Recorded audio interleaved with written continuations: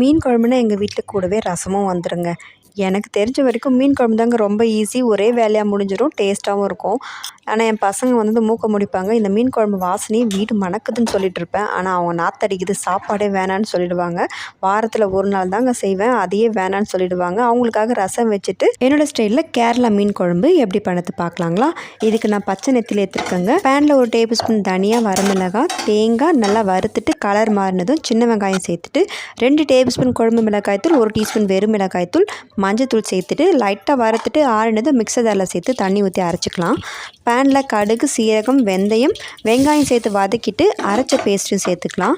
இது கூட கொஞ்சமாக புளிக்கரைசல் சேர்த்துட்டு மூடி போட்டு நல்லா 5 நிமிஷம் கொதித்து எண்ணெய் பிரிஞ்சு வந்ததும் க்ளீன் பண்ணி வச்சுருந்தா மீன் சேர்த்துக்கலாம். மீன் சேர்த்துட்டு ஒரே ஒரு நிமிஷம் கொதிச்சா போதும். கூட கருவேப்பிலை, கொத்தமல்லி சேர்த்து ஸ்டவ் ஆஃப் பண்ணிவிட்டு இறக்கிட்டிங்கன்னா சூப்பரான கேரளா மீன் குழம்பு ரெடி. செஞ்சு பாருங்கள். டேஸ்ட் பிடிச்ச சேனலுக்கு சப்ஸ்கிரைப் அண்ட் ஃபாலோ பண்ணிக்கோங்க.